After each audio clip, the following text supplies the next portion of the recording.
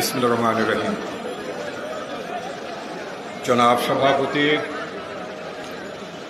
আজকের সমাবেশে সম্মানিত প্রধান অতিথি, আমাদের প্রিয় নেতা পার্টির বিপ্লবী মহাসচিব জনাব মির্জা ফখরুল ইসলাম আলমগীর, সমবেত নেতৃবৃন্দ,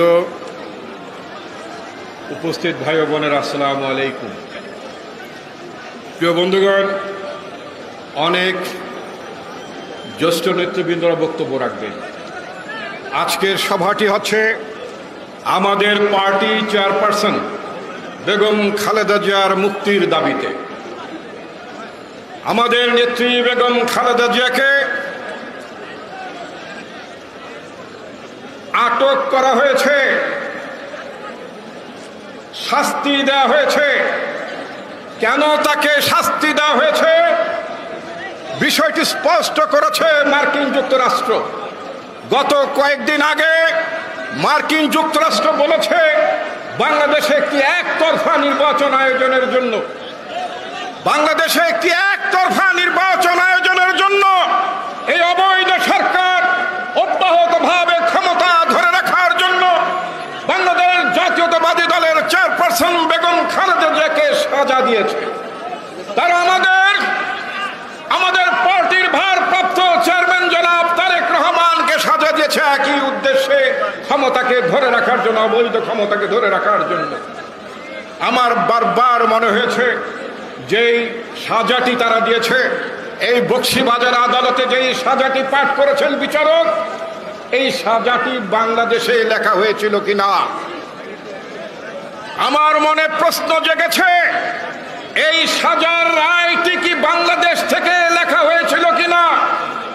যদি বাংলাদেশ থেকে লেখা হয়ে থাকে তাহলে এই রেজিমের প্রধান শেখ হাসিনার জানার কথা, তাদের মন্ত্রীদের জানার কথা।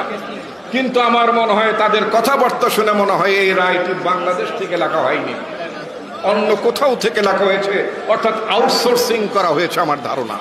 কারণ শেখ হাসিনা বারবার বলেন এতিমের টাকা আত্মসাৎ করেছে বেগম খালেদা জিয়া। এতিমের টাকা আত্মসাৎ করার জন্য নাকি বেগম খালেদা জিয়াকে সাজা দেওয়া হয়েছে।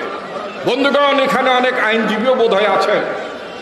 আমি রাজনীতির লোক, কিন্তু আইনের প্রতি আমার যথেষ্ট আগ্রহ আছে। আমি মোটামুটি পড়াশোনার চেষ্টা করি। আমাদের নেত্রী বেগম খালেদা জিয়া সম্পর্কে যে রায়টি দেওয়া হয়েছে, সে রায়ের কয়েকশো পৃষ্ঠা রায়ের কোন জায়গায় একটি লাইনের মধ্যে কথা লেখা নেই বেগম খালেদা জিয়া এতিমের টাকা আত্মসাৎ করেছেন। বিচারক এই লাইনটি, এই আত্মসাৎ শব্দটি পর্যন্ত লেখা হয়নি। অথচ বাংলাদেশে এই রেজিমের প্রধান অবৈধ শাসক, এই অবৈধ সরকারের প্রধানমন্ত্রী বেগম খালেদা জিয়া এবং তার মন্ত্রীবর্গ প্রতিদিন এই কথা বলে বেড়াচ্ছে।